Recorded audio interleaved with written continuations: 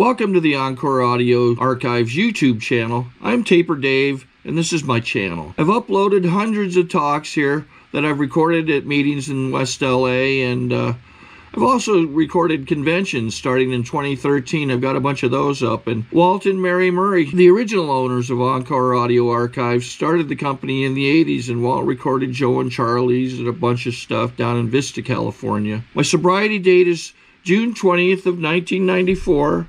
I hope you find something you like, so please like and subscribe to my channel and comment down below. If you want to hear something that I don't have or that you don't see, I'll see that I get it. Anyways, take care and have a great day if you want to. Introduce David B. Thank you.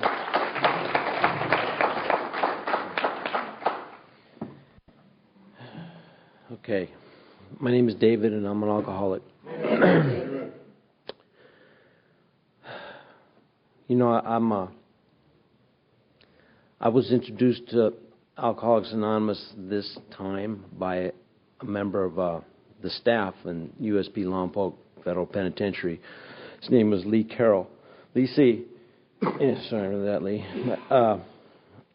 And he used to give us, he was practicing to give archival talks, right, for Alcoholics Anonymous, you know, out in the real world, right? And he would sit us all down, the members of the group in there, and tell us about, you know, he would practice on us. He would give us his archival talk, you know, and he was horrible. Man, we would sit there rolling our eyes, and then all of a sudden, anytime he spoke about H&I, he got our attention because H&I was saving our lives at the moment. We were in the middle of for me and for a lot of other guys that I'm still in contact with, it was the most important time of my life. You know, I was in the best possible place I could be, the worst federal penitentiary on the West Coast, and it was exactly where God intended me to be. And he talked about, and Lee would talk about, you know, Warden Duffy, you know, in San Quentin, that opened the prisons and requested AA to come in and share with the inmates in there. And he told us about Jack Prose, you know, that one of the first guys in there, you know, and that, he really got my attention then because I was in Tehachapi prison, and Jack Prose came up and talked to us at the end of his life, or towards the end of his life, and, you know, 50-something years of sobriety, and, you know, one of the founders of official H&I, you know, and it was just, you know, there's times in my life when I look back and you know, it's like the horror, or it's oh my God, you know, oh my God, because I could see the finger of God working in my life at those certain times, and they become like semi-legendary or mythical in my mind, and I just get so grateful that I have memories like that now, you know. And I got to tell you, the memories that I have that are like that now are 98% thanks to H&I and thanks to Alcoholics Anonymous. You know,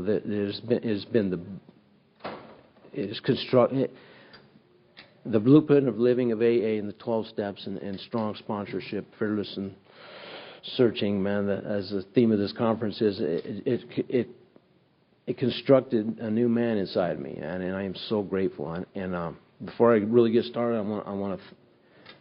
This is your 4th annual convention. I can hardly believe it. You know, I've only been free for 3 years, but I've been going to every convention in all Southern California because it's this mana for me. It's this, you know, it charges me up and just I get to feel part of. Okay, Dave Boyd never was a part of anything in my life, right? And I wasn't even pertinent in my life. But man, I've never seen a conference like this.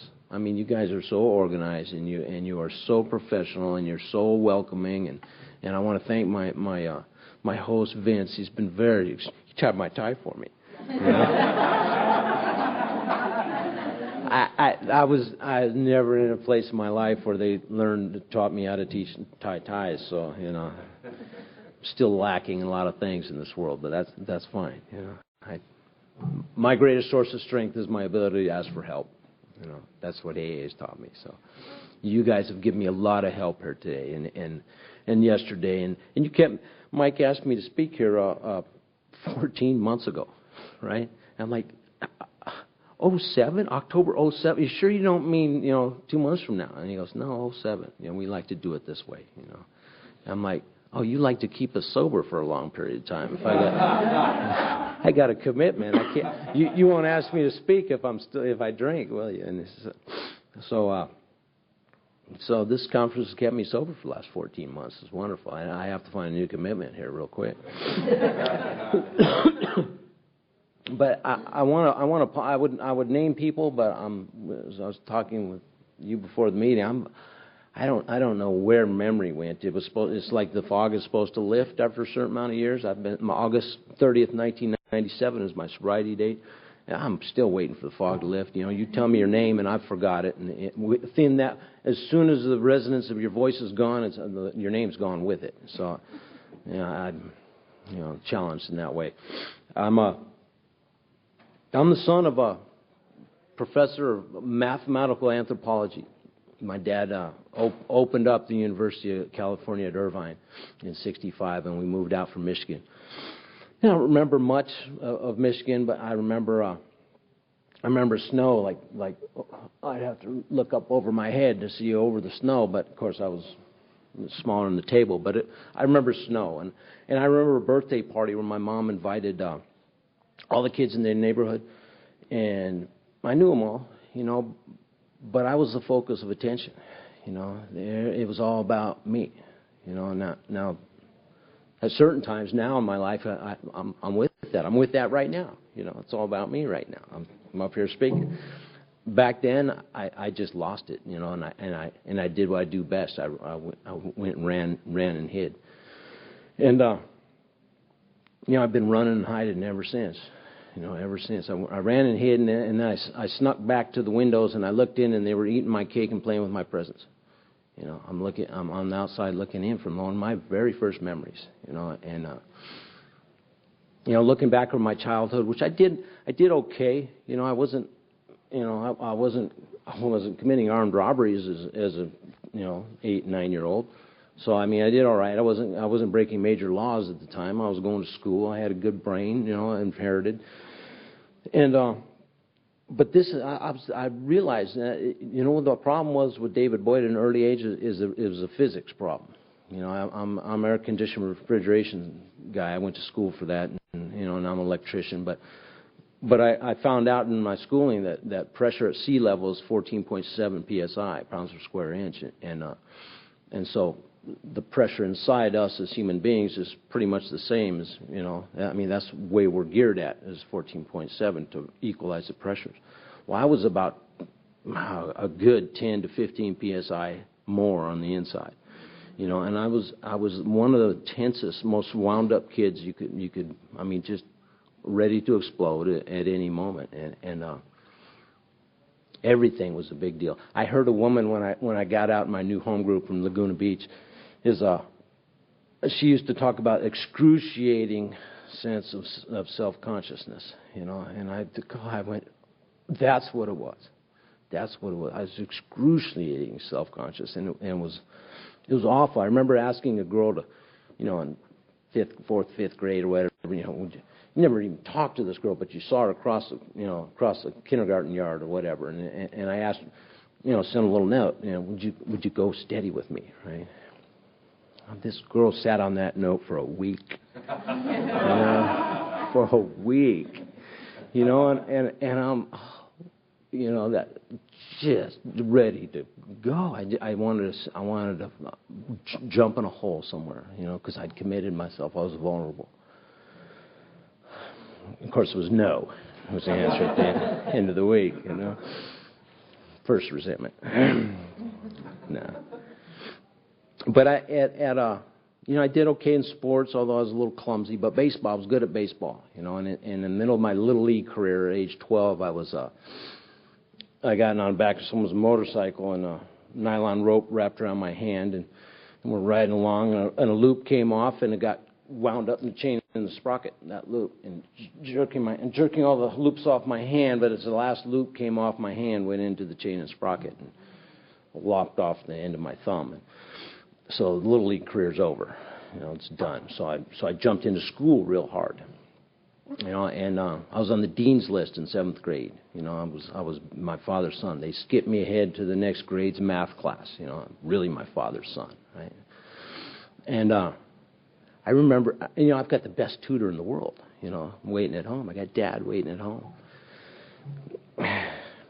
Poor Dad. You know, how can you teach somebody something that if he doesn't understand it instantly is throwing a rage? You know, crying and shrieking, and I was wound up too tight. And if I didn't understand it right away, internally, I was a stupid kid. You know, I'm stupid. I'll never match up to Dad. I'll never be able to measure up to my, you know, to my parents.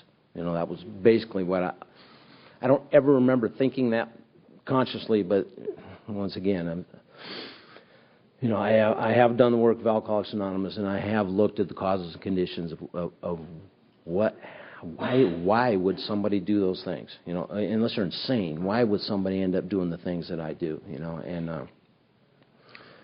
and my parents, I heard somebody share this the other day. They said, you know what, that phrase that, oh, they did the best they could with what they had, you know.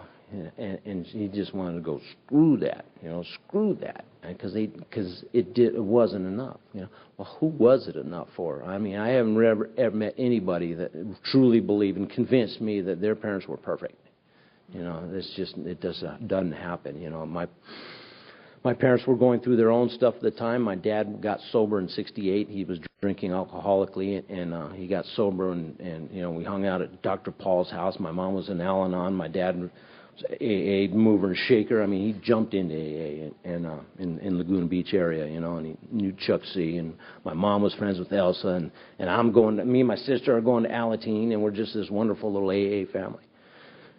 And well, what's happening inside me is I mean, it's, you know, without I don't know what could have stopped it. I was like a juggernaut even back then. You know, I was headed full force for an alcoholic lifestyle. You know, and there's nothing that would have stopped that, man. If I had the perfect parents, doesn't matter. They're not God, and they're not a cure for alcoholism. My dad's, he's not an alcoholic. 72, 73, he started drinking again as a normal person drinks, and he's one of those people we have our hats off to. You know, I haven't seen him drunk in 35 whatever plus years since then. You know, he's not. You know. But me and my sister and my mom, we don't have an excuse to get help for our problems anymore. You know, and so I pretty much took over from my dad at that age. In 1972, in between class, somewhere around right before Christmas, I was introduced to alcohol and outside issues, and you know, in Laguna Beach at the time, it was you know. So Timothy Leary had just got kicked out of town, or hauled away out of town, or rather, you know, and it was, you know, it was peace, love, tune in, turn on, drop out, and I just seized on that. Yeah, you know, Vietnam's going on. That's a perfect excuse, you know, to give the finger to authority of any type in my life. And I went from the dean's list to in order to get an F, I found out in order to get an F, you have to actually attend class. So I couldn't even qualify for an F because I was gone. I was gone from the instant. I'd found the thing for me to run with that gave me wings, and I was just gone. You know, I was the truant officer's main objective in the town of Laguna Beach, and within, you know, a couple months for me drinking an initial drink, I was a police officer's interest in the town of Laguna Beach because as soon as I started drinking and doing outside things, I ended up in your house. You know, and helping myself to your things, and anything in the world that was not nailed down, it was mine. You know, and I don't know. At the time, and for a good till I was maybe in my early 20s, I believed that there was something inherently wrong with me. I had no idea it was called alcoholism. But I knew there was something inherently wrong with me. I thought it was just I didn't have a conscience. That's what it felt like, you know, because from my earliest memory, my mom was trying to instill in me character and morals and let me know how wrong it was, something I had done, you know, regardless of what it was. And I had no ability to show any feeling on that. You know, I'm sorry, as a kid, I didn't come out with this moral guide that when you do this wrong, you got to cry and show that you're sorry. You know, you got to really feel it and let everybody know how sorry you are. I would just clam up, you know, and just look at it, you know. And my mom would drive on me until I showed something. And usually I showed it by you know, the spring would snap, you know, and I would just go overboard and scream and, you know, hit my head into the walls or something, you know. And so that's what was wrong with me, right? I'm a oh my God, I forgot to time myself. Might be here for a long time. Sorry. But I was messed up, you know. I was just messed up, and yeah, I heard Clancy speak the other day in Laguna for the first time live. You know, I listened to his speaker tapes in prison for years. I heard him describe alcoholism as opposed to the alcoholic or the hard drinker. And he described me better than anybody I've ever heard. You know, he described the problem, because it was when I found alcohol, that pressure just went right back down. You know, that internal thing, I just want to explode, and I can't stand myself, and I can't stand you, and nothing's right. You know, I've got this measuring stick in me, man, that everything in the world I put up against the print of that, and everything falls short, and everything bothers me. Every time it falls short, it bothers me. I don't, you know, now I know what that is now. In my belief now, what that is that's the signature of God. You know, that's like, this is perfection, and this is only me. This is proof that I'm here, because there's nothing in the world that from me, from you, from any of us, from the world in general, that's perfect. So that's how I choose to look at it now.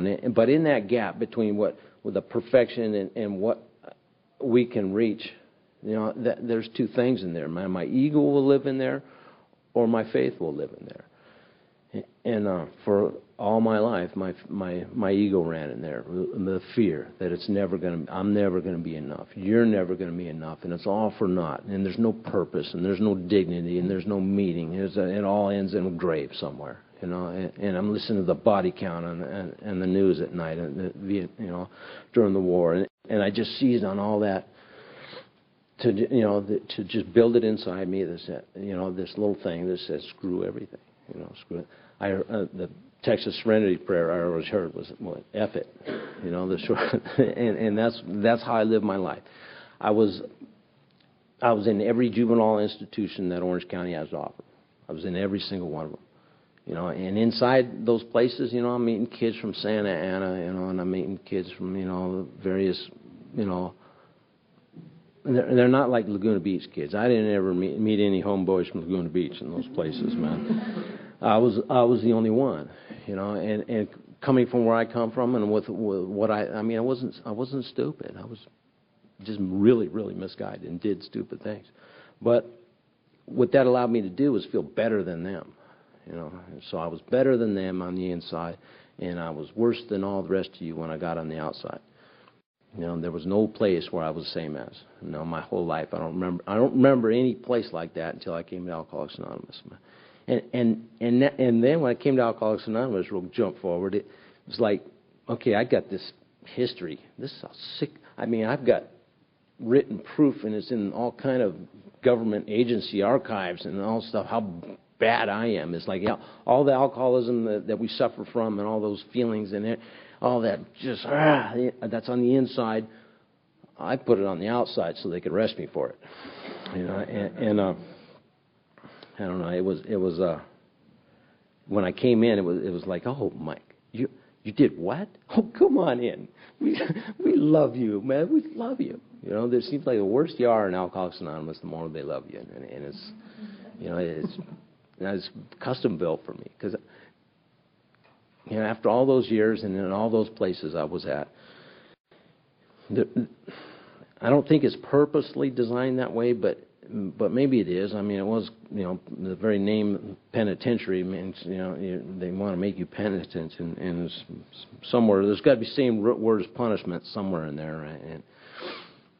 but it was, what it did is made me, I mean, those places make you feel small. You know, the whole place is geared to break you down as a human being. And society has told you from the judge and the jury on down that, you know, you're a criminal. You know, you're a criminal.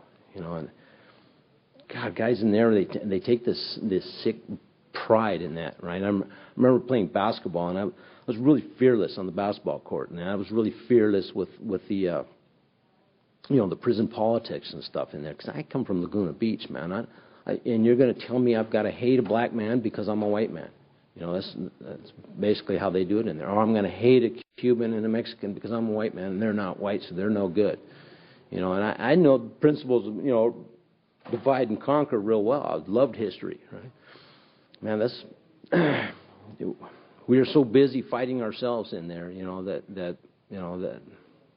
the true nature of our problem, you know, it can't be addressed because we're so busy fighting each other in there. And I remember this guy knocking me down time and time again. He was a huge Cuban guy, right? And every time he'd slam me to the ground, you know, I'd jump up and set a screen for the guy in my team to go around him, and he's trying to guard the guy, and I'd jump up and set a screen, and he'd throw his elbow right dead underneath my, you know, in my throat and slam me to the ground, and then stand over me screaming, I'm a criminal. I'm a criminal. And I'm like, yeah, and how did I get here, man? How are we all in here? And what is that? Why is that a brag? You know, why is that a brag? So, I mean, even in there, I couldn't buy into the, you know, the romancing the Stalin of yeah, I'm a rebel and, you know, screw society and I should have been born 1,000 years ago with the Vikings and all. I mean, there's all this incredibly delusional thinking in there. I know you guys don't know anything about delusional thinking, but we're really good at it in there. We're just tremendous, man. And I was as good as any of them, you know, because I thought I was better than them. You know, I thought I was better than them just because, you know, just where I came from. You know, and I had no credit in that. It's just where I was born.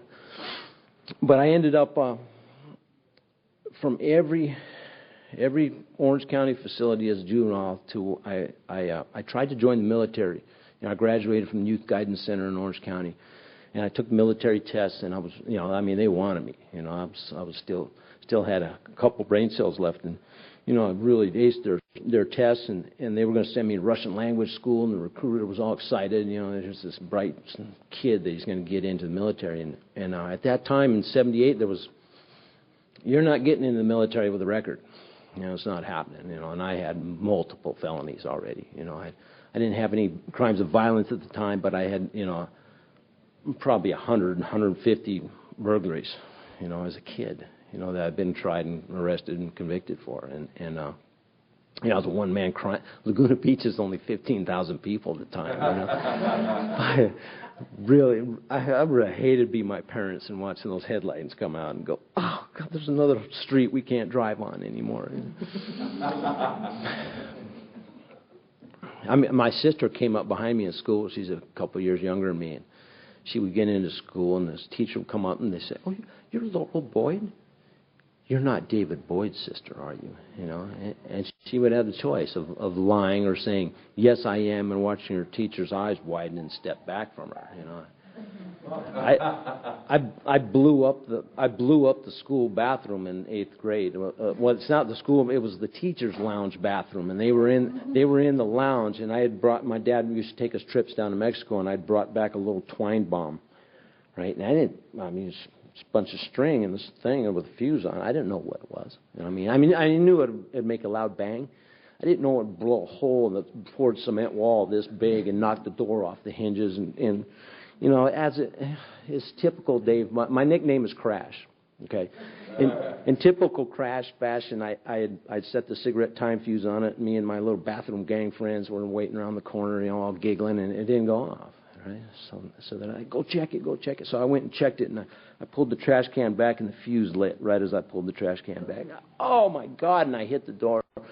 As the door closed behind me, it went off, and boom, and I'm coming out like this, and the principal's grabbing my arm. I mean, he's just right there, the vice principal. It's just right there, and I'm like, oh, man. You know, if I'd done that now, I'd be in Guantanamo on Homeland Terrorist Act, I'm sure.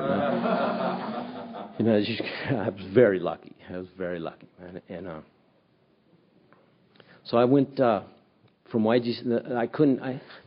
My dad's a professor, right? So you can't get into the military unless you have 5 upstanding citizens from the community sign a recommendation for you. So my dad's got a whole bunch of professors to sign these things, right? So he gets these professors to do it, and I'm like, all right, I'm going in the military. They'll straighten my ass out, right? You know, I had done really well in the institutions. You know, once somebody's on me, over me in authority, I'm doing fine. You know, as soon as you take your eye off me, God help you.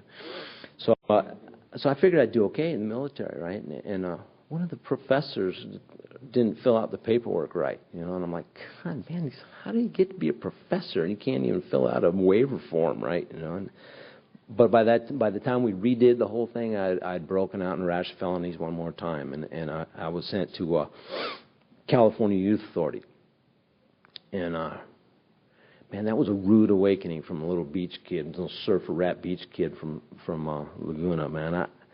YTS in 1978, 79 was just not the place to be. You know, I walked in and they've got more tattoos than any rock star rapper you've ever seen. You know, and they're kids, man. They're kids, but what they're in there to do is to make a reputation for themselves. You know, it just seemed like anybody you looked at. What are you looking at, man? What do you look? You want to, and you're in a fight. The next thing you know, and all you did was look at the guy. You know, it's it.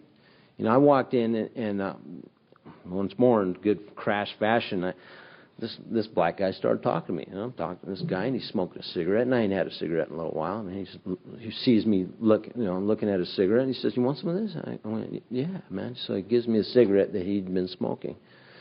I took a few puffs and then looked up and realized every white guy in the place was looking at me like they wanted to go right through me.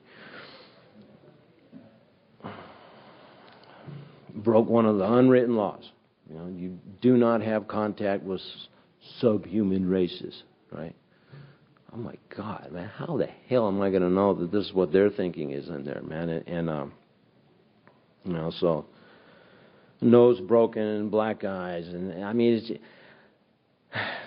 just didn't seem fair. Right? One more time, things in life don't seem fair to me. That's my mom's main criticism of me anymore, because I tend to do the right thing now because I've been taught, but I still have this overactive sense of fairness, you know. And when I see things that aren't right, it's just so hard for me to keep my yap shut or to not internalize it and be bothered by it, you know. And I don't know, man. I get that from my mom. You know, she takes one to know one, so she's got the same thing going on.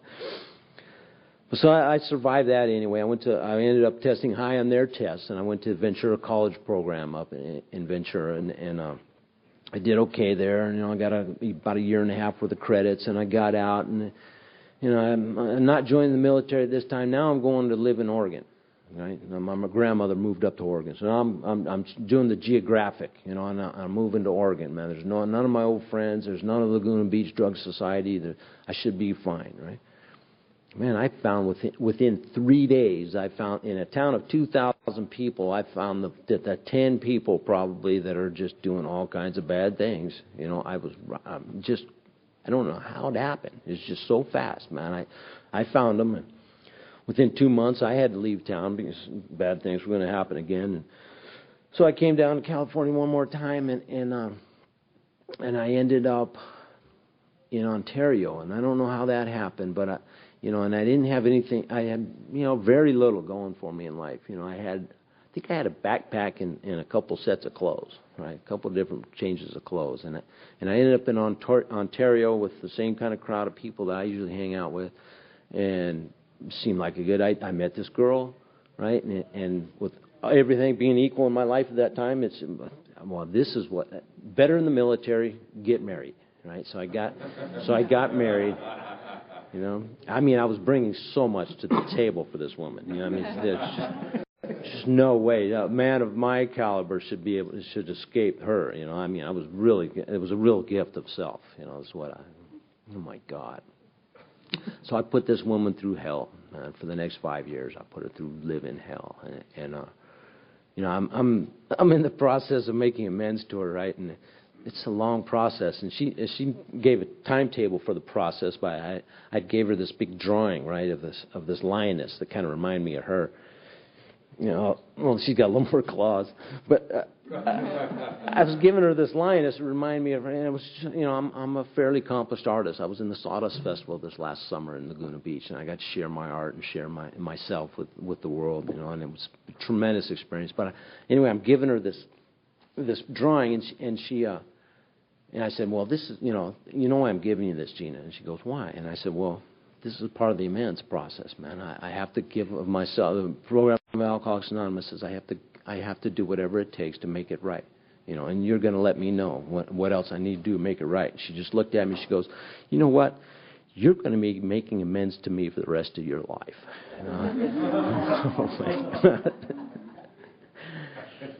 I can't argue, you know. I really can't argue, you know. We tried, you know. What I had been running for in Oregon came and arrested me again, and I got a 5-year sentence in the Oregon State Penitentiary, and so now I got this brand new wife, and I got this brand new sentence, and she was 17 years old. She moves up to Oregon, and not knowing a soul in the town of Salem, rents a room, no car, no nothing. She rents a room and walks through the snow or rain or whatever it is every visiting day, which was 5 days a week, to come visit me in that place for almost 2 years. You know, now her life improved. She you know, got a car. My grandparents gave her a car, and she was working. She had a job, and she did all these things. And so when I got out to reward her in our brand new son, you know, we'd had a son. You know, to reward them, I abandoned both of them. You know, I abandoned both of them. You know, I hated her. I hated her, and I'll tell you why I hated her. I hated her because she loved me. She loved me so deeply it scared the crap out of me, and there was just no way in the world. There's just no way in the world that I mean, I knew who I was inside, man, and she was trying to send me a different message, and it scared me really badly, and you know, I was an alcoholic, and I was drinking, and I was throwing, you know, man.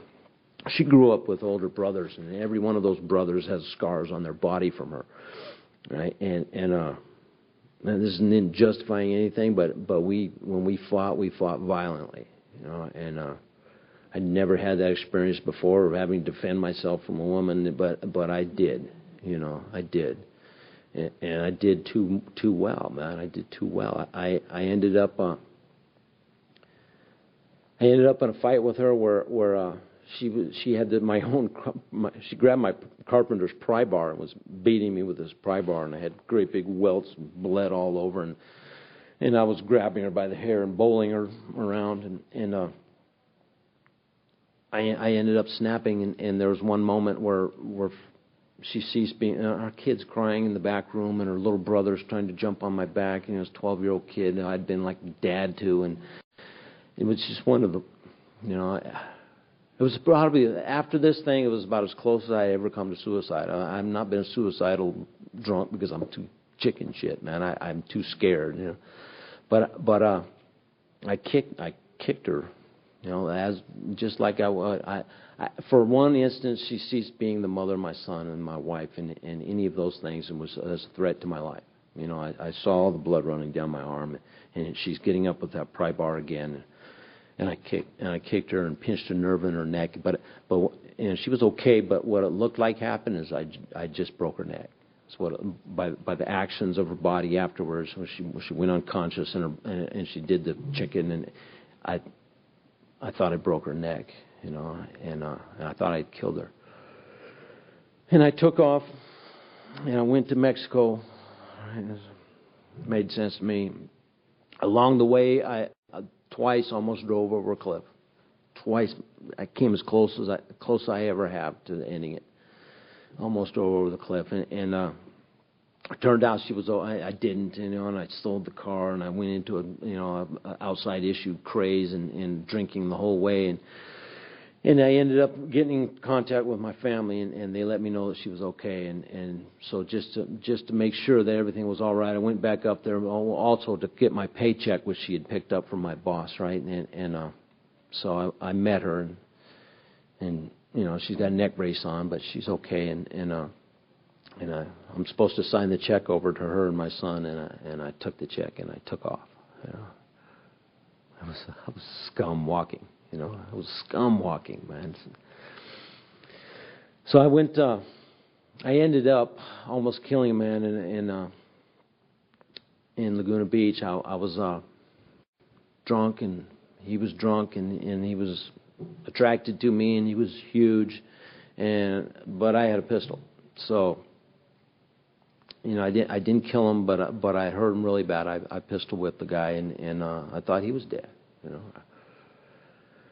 And I ended up with a 7-year sentence in Lompoc for that. They charged me with great bodily harm, assault with a deadly weapon, great bodily harm, grand theft, auto, armed robbery, and mayhem. You know, and they offered me a deal for 29 years. You know, and I went, no. And I had a good public defender, and he fought for me, and we. You know, we turned some tables on this poor guy, you know, legally, and I got a 7-year sentence. You know, and at that time in '85, you only did half that time. So I did 3.5 years for almost killing a man and taking his car and taking his money. You know, I've been a really, really lucky man. But I ended up in Soledad Penitentiary. You know, and I didn't get the message there. I didn't think I had a problem. You know. This is the professor's son, right? Professor's son, man. But I don't have a problem. You know, a series of bad breaks and unfortunate coincidences, and you know, I still do what my sponsor talks about, man. I mean, I did then. I'm still really able to just look at, you know, well, if they hadn't done that, I wouldn't have done this, man. So it's not my fault; it's their fault, you know. I never could point the finger at me, you know, and take personal responsibility for my life. That was just not, it wasn't possible. You know, I don't blame myself for that anymore. It just wasn't possible for me and my alcoholism at that time. You know, the ability for self-reflection was just not there. You know, it's in the nature of my disease. I cannot self-reflect unless the pain of the situation where I put myself in finally overrides my ego. And I have to face the man in the mirror, man. And God, it took a lot of years for that. This is my next. Okay, I'm not even going to go into Soledad because I'll be here too long. But just enough to tell you that those guys in there, by this point, and I'm not using in there. I'm not drinking, and I'm not using outside issues, and I'm not doing anything, but just, you know, working out. And I'm big as a house, and nobody can stand me. You know, the multiple armed robbers and the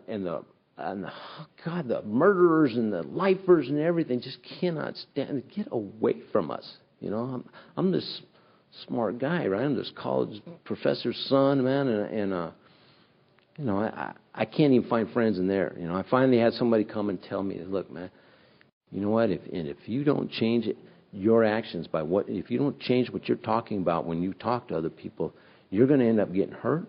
Or you're going to end up with not a friend in the world, and then you're going to be at the mercy of the other races that are in other gangs and everything else that are in here, you know. Because anytime anybody opened their mouth around me, well, let me tell you how it really is, you know. And I went about correcting them, you know, no matter what it was. I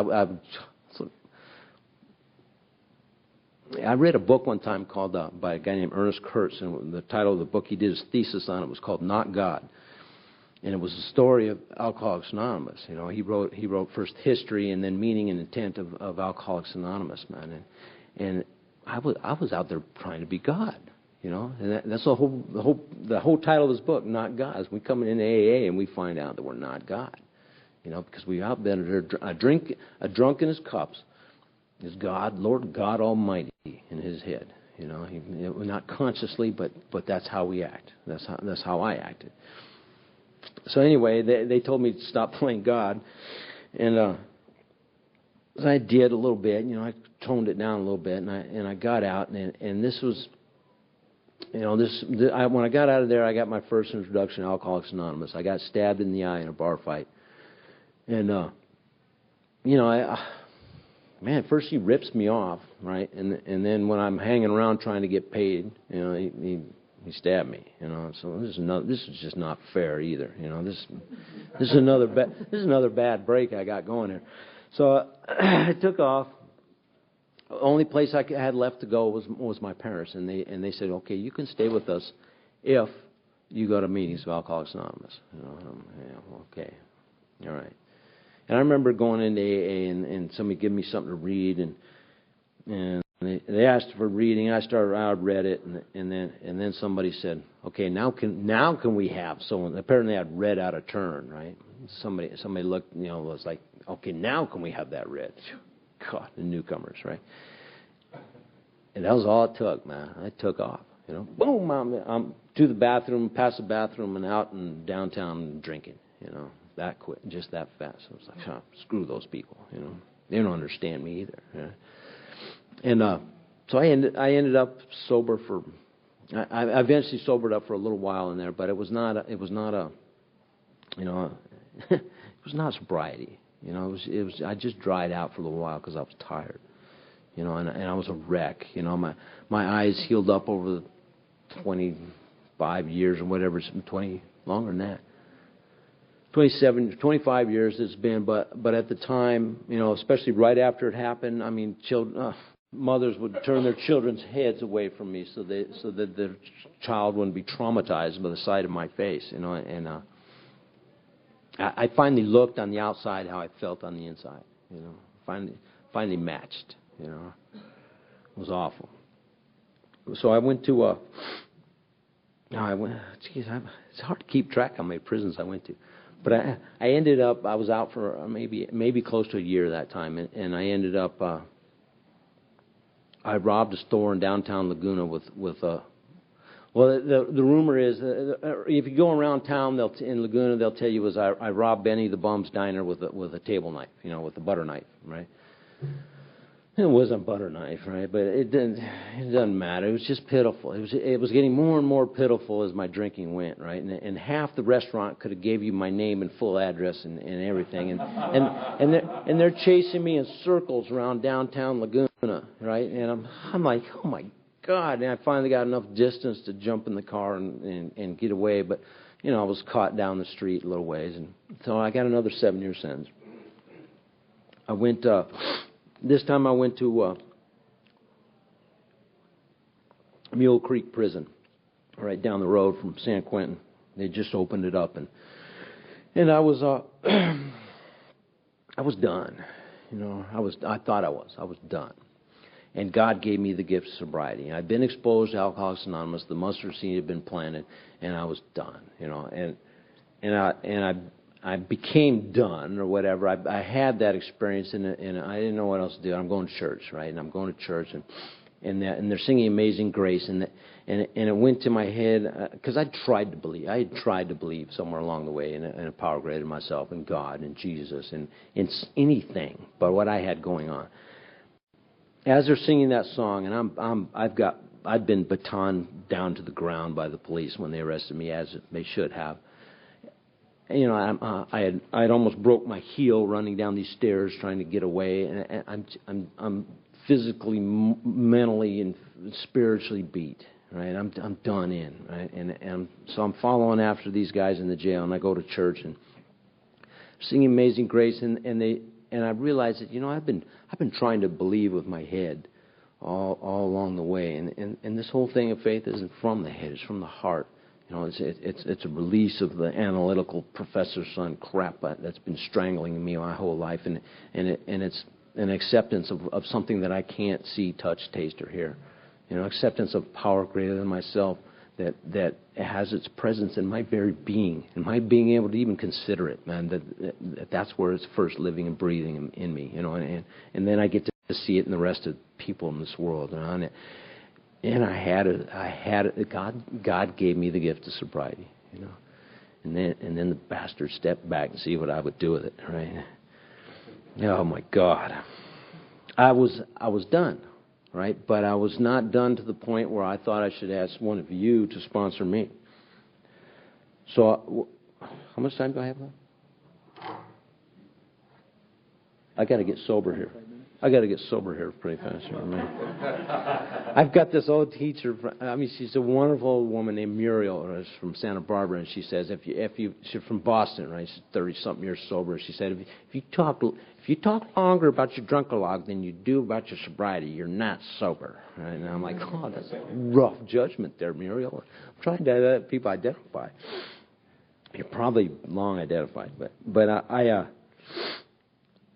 became, I was leading born again meetings. I was leading, these Christian meetings. I was like the Bible study leader on a level 3 yard in California penitentiaries.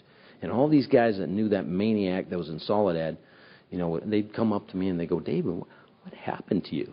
You used to be all right, man. I don't even recognize you anymore. And I just tell them, man, I got tired. Man. If you want to think of it as a weakness or a failing, that's fine. But I changed my mind. I can't do it anymore. I can't. And I was going. We had a meeting every other week. Every 2 weeks we had a meeting of Alcoholics Anonymous, and that was my first exposure to the people of H&I. And I can remember them. I could draw you a picture of their faces, at least a couple of them.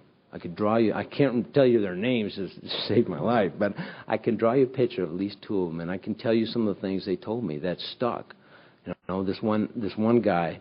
I think his name was Charlie, but he was like 80, 98 something. I mean, he was just ancient to me. He was ancient, right? And he had 10 years of sobriety. And he was like a hobo drunk. His whole career was hobo drunk, and just very low bottom. But when he got sober, he got an H&I, and he carried the message like nobody's business. When he died, he was out of Sacramento. When he died, because I saw him a week before he died, and he was coughing. He was coughing really, really bad. I was sitting across the room from him, and he looked up after a coughing spell, and I saw a scared little boy. I saw the fear in his eyes. He knew it was coming to the end, man. I didn't know how, at that time, I didn't know how to, go up and just give him a hug and tell him I love you, man. You made a difference in my life, man. You've made a difference in a world of people's lives. But he died, and that old hobo had 1,500 people at his funeral,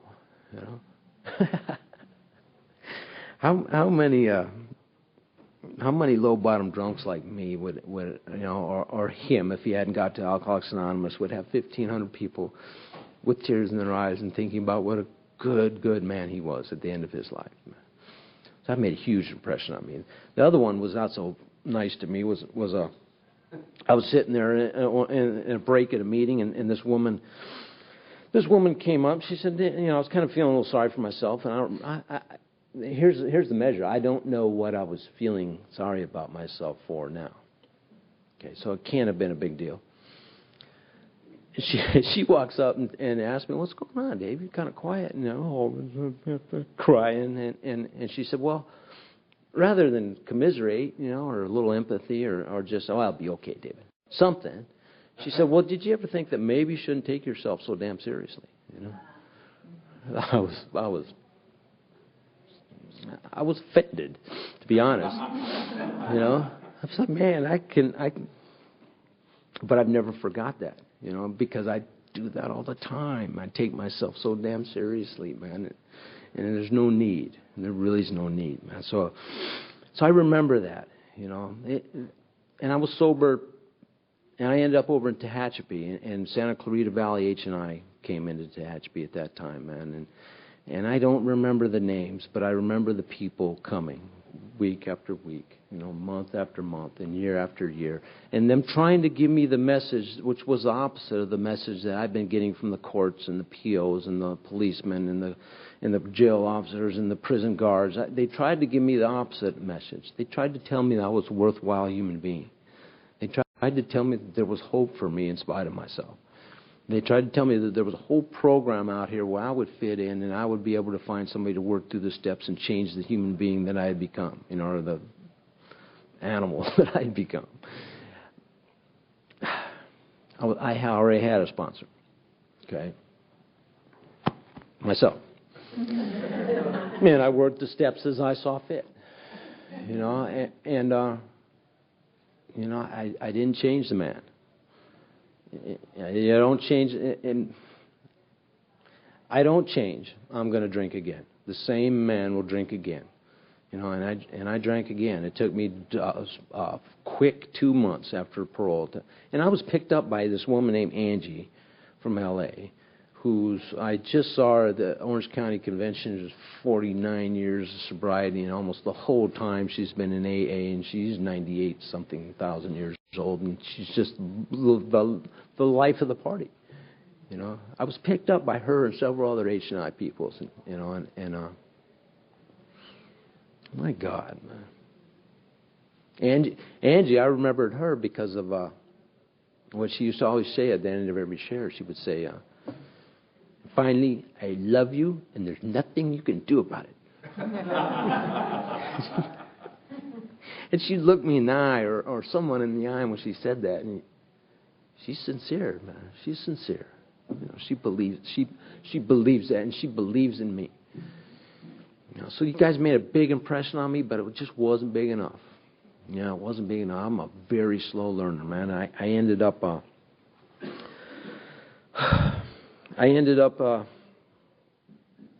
after I went out, you know, a series of coincidences and bad breaks, and I ended up drinking, and I ended up on something that you know, they talk about the progression of an alcoholic, where he might go to his doctor and get a prescription for morphine. Well, all I had to do was go down the corner and meet Chewy down there, right? And I ended up on some really, really strong sedatives, man, and I was drinking, doing everything all through the way. You know, you've got an alcoholics. I know this is meeting Alcoholics Anonymous, but you know you got other issues as well when you're shooting dope and you're mixing up the dope in Jack Daniels, because you got to have some alcohol in you too. You know, oh my God, I should be dead. You know, I should be dead, man. And I ended up robbing banks. You know, I robbed my dad's bank. You know, the professor's son robbed his professor dad's, where he has an account in. I robbed my dad's bank in downtown Laguna, and I went up on a spree all the way up to Oregon. You know, I went up to, it was in the middle of winter, and I went up to Portland, Oregon, so it could rain on me for 3 weeks, and I was living on the streets. I was living underneath bridges, and I was living in people's cars, or somebody might let me crash. Thousands of dollars in my pocket, man, and I'm living underneath bridges. You know, I was the most pitiful thing I could imagine. You know, I couldn't imagine anything worse, man. And the arresting officers, you know, they couldn't believe it. You know, they couldn't believe it. They'd never had anything. I was in Bend, Oregon, and they'd never had anything like me blow through their town. And you know, and I was so into self, and I was so critical that I ended up. You know, I'm saying all these things. You know, I'm saying, man, I'm doing this, I'm doing that. I probably got AIDS. That's the last thing you want. You want to say you probably got AIDS in a little back hick town like Bend, Oregon, right? So by the time they got me to Portland, I'm in a paper white jumpsuit, and everything I owned, including my glasses, were gone. They got me fully masked off, and I'm segregated from everybody. Now I'm not even a part of enough to lump in with the rest of the convicts and murderers and everything else that's in there. I've got to be completely apart. So I get a 151-month sentence. And, you know, I'm 33, man. And at that time, man, I was like, I just want to die. You know, I want to die. I had $500 cash that I smuggled in there, and I won't tell you how. And I ended up not being able to find anything. I wanted to find something to take myself out, and I couldn't do it. You know, God was looking out for me even when I didn't believe in Him, even when I could not look out for myself. I can look back on my life and see the finger of God all the way through, man. And they put me in Sheridan FCI, and I ended up finding out that the federal government is losing the war on drugs right in the place where they're supposed to have the very most control, inside their own penitentiaries, man. There was so much drugs, and there was so much drinking and Pruno, and we're making White Lightning and taking big jars of water to the yard. It's not water. It's, you know, it's 150 plus proof alcohol. And I burglarized the commissary, in Sheridan, and I ended up getting, for punishment, they put me in the hole for a year and then shipped me to Lompoc, USP Lompoc Penitentiary. In USP Lompoc Penitentiary, man, the desire came back. I woke up one day and I said, you know what, I want to ask these guys down the tier, man, because they're kind of quiet and they don't chase the drugs and the alcohol like the rest of y'all. I'm going to ask them if there's any meetings of Alcoholics Anonymous. I found there was 5 meetings a week. There was Lee Carroll, who's a 15-year member of the program with a badge, who's bringing. I mean, we heard the speaker last night came in and spoke to us. The speaker, Karen Garrison, Cliff Rhodes, Earl Hightower, just the full list of Pacific Group speakers and some more coming in to share to a group of 20 glum, solemn convicts, man, but who were finally starting to get the message, But more than that, it was the people from the local areas. It was the H&I people that were coming in. The guy doing the cups here at this conference. I can't even look at him. I can't even meet that. Every time I meet that man, I want to just break down and cry and hold him until it stops. His dad was an old guy named Jack. Came for the whole 7 years I was sober in there. The whole 7 years. Every Friday, if the penitentiary was open for visitors, Jack was there sitting in his seat. And Jack, he wasn't a great speaker. He was like me. He wasn't a great speaker, but he did by his actions, which means so much more. It means so much more. And then Jack used to say, sometimes a man's got to stand still and feel the pain. And he told me that at a couple of years sober, while I was waking up with just this ocean of sorrow inside me, because I was starting to have to feel all the stuff that I had stuffed all these years. I was feeling, I didn't know human beings could feel so deeply. I certainly didn't know I could feel so deeply, And that little kid that didn't think he had a conscience was coming alive, and everything that I didn't feel like I had to feel in early sobriety. I almost didn't make it. I almost didn't make it, and I would not have made it if it wasn't for H&I people telling me this is normal.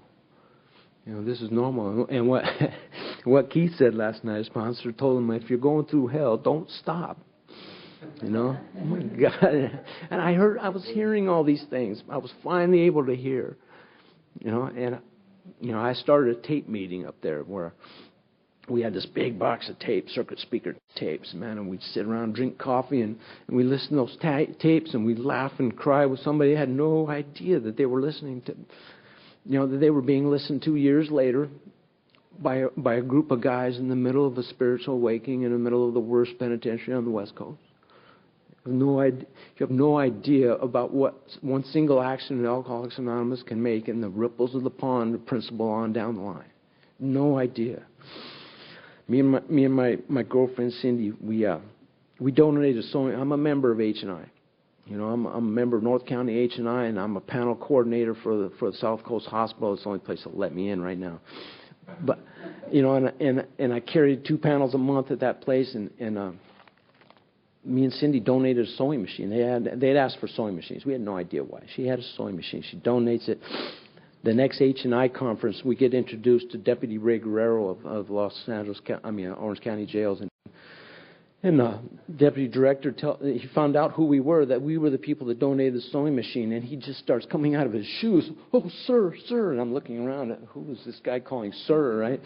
It's me, right? And he tells me and my girl that you have no idea what happened. You have no idea what happened. We donated the sewing machine because we didn't need it, and H&I needed it. It's out of my hands. The girls who were in the jails had taken that sewing machine that we donated, and they started showing trauma gear for the soldiers in Iraq. And they sold all these trauma gear for people having their arms, legs, whatever, chopped off, and they needed specialty clothing. We were the only ones who donated a sewing machine. It was the only sewing machine they got, But somehow news of that got out, and they really got out. It got put on the county news, KTLA or whatever, got put on the news down there, and all kind of donations started coming in, and they started sewing. I mean, they got money, they got clothing material, more and more sewing machines, and it's just this big thing that these women have purpose and dignity, that while they're inside, they can do something with purpose and dignity in their life. I never would imagine this life. You know, I got asked to share once when I was in there, and it was 15-minute, right? Leader qualifies 15-minute. We got an hour for the meeting. 47 minutes later, somebody starts yawning, and it's my cellie in the back row. He's yawning, right? I'm like, oh, man. Oh, my God. I looked at the watch, and I'm having that same experience here. But thank you for not yawning yet, man. I want to tell you,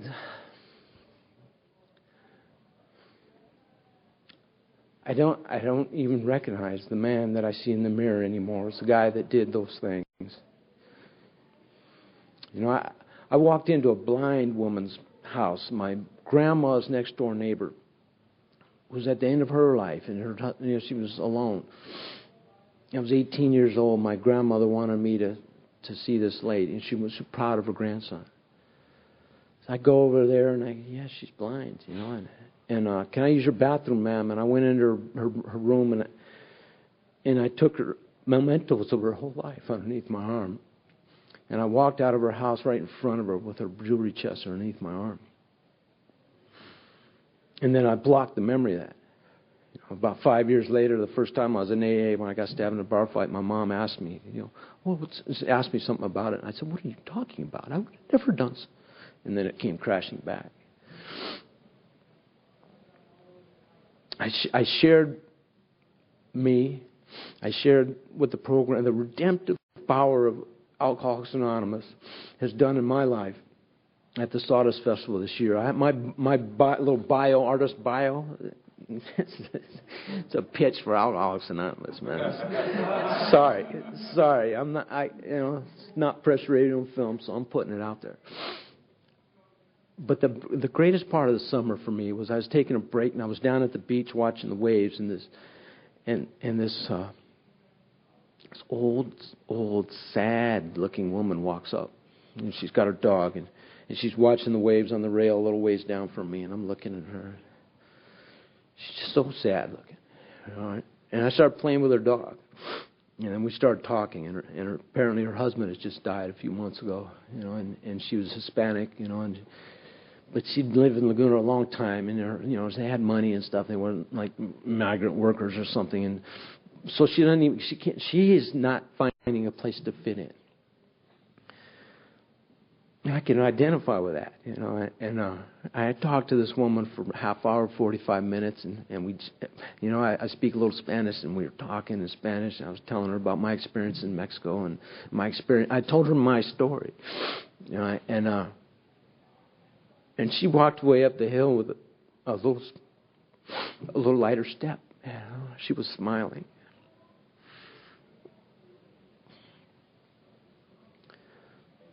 Chuck Chamberlain used to talk about, I just want to clear the record. I want to clear the record of the things I've done in this world and make a difference for the good.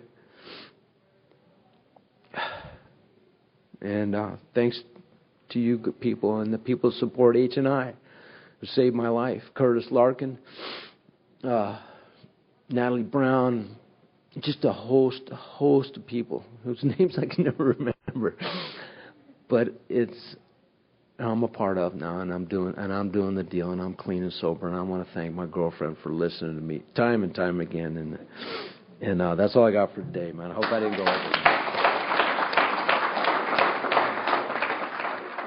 Sorry to interrupt your viewing. Taper Dave here. Just wanted to take a second to ask you to like and subscribe to my channel. Let me know if you like what you're listening. I've got some very good talks here, and this one's a great one. Just curious, do you think this is better than Zoom? Tell me what you think. Okay, this is how I prepare my drone for launching. I like to do it inside the cab of my truck so I'm not standing outside in the weather. To install the joysticks for control, up and down, right and left, powered on. I have an Android phone that I use to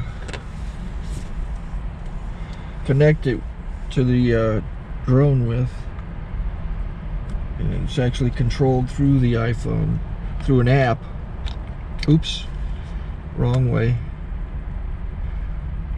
It's actually controlled through the iPhone, or through this Android phone, through the app. It's actually controlled through the Android phone through an app, and you connect it through this short connection right here.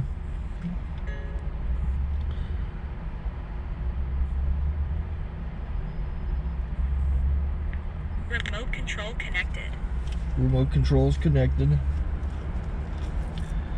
So I pull out the drone. I have to extend the legs. Long legs extended first, then the short legs. Remove the gimbal protector. Set that aside, then power it on one short burst, then one long burst. I lay it down. So I have to go to calibrate. So the drone's not connected yet.